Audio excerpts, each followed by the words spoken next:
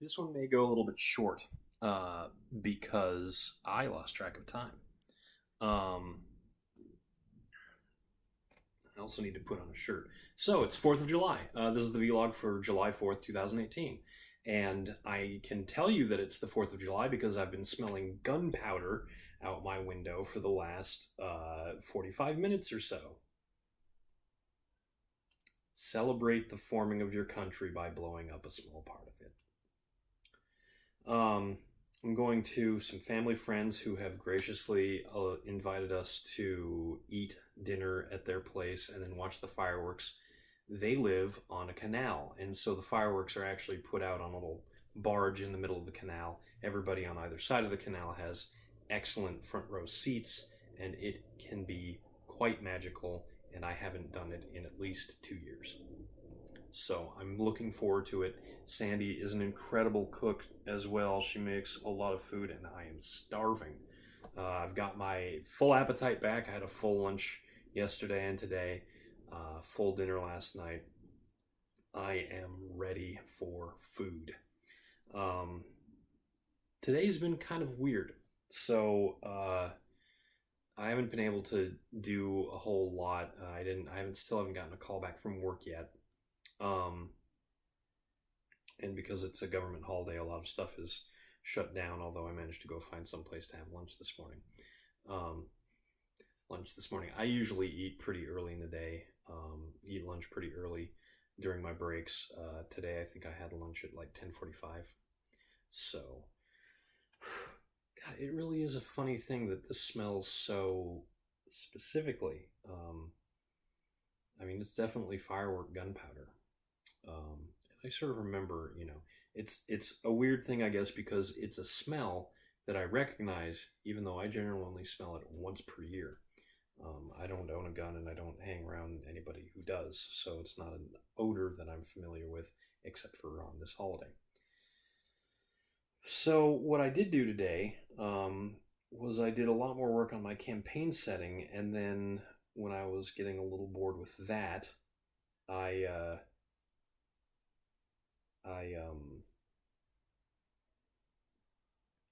got out a model kit that I had bought quite a while back and put Critical Role on and listened to their first adventure from their second campaign.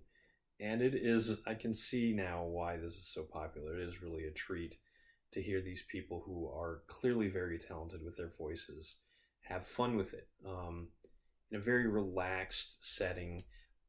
I have to say, Liam seems like he's a little bit of a fish out of water compared to everybody else. He seems a little hesitant to really do much with his character. He honestly, and this is really funny, he reminds me of somebody who was like played D&D with me when I was a kid, who was like a drama student and sort of felt like he was too good for the group. Like, oh, I'm an actor already, this whole role playing thing isn't new to me. I play roles all the time. And you were always like, yeah, but how many orcs have you killed? Well, I don't know.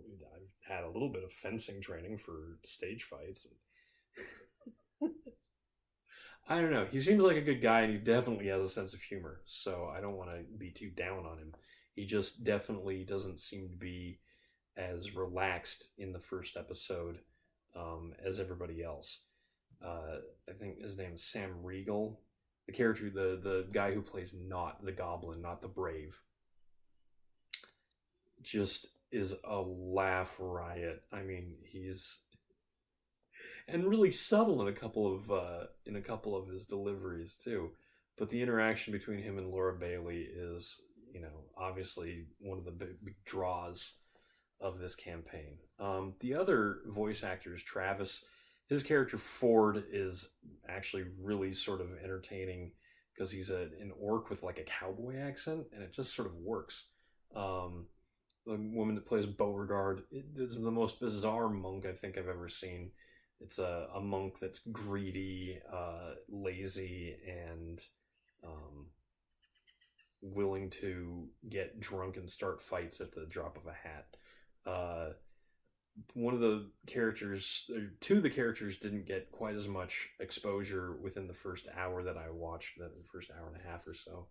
that I watched, and I don't remember their names, but one's a tiefling sort of con artist, performer, fortune teller, and the other is, I believe, a barbarian who says very little. I think she's technically an ASMR, but doesn't really look the part. Looks more like she went to a death metal concert. So they didn't have as much of a chance to step into the roles, but when they were doing stuff, they seemed to be doing very well. So really a cool cast of people, really fun to listen to, and really sort of inspirational. I don't know if Matt Mercer came up with the world, the campaign setting that they're running, but he certainly knows his stuff. He's certainly gone through and read a bunch of stuff if he hadn't written it all himself. So kudos to him.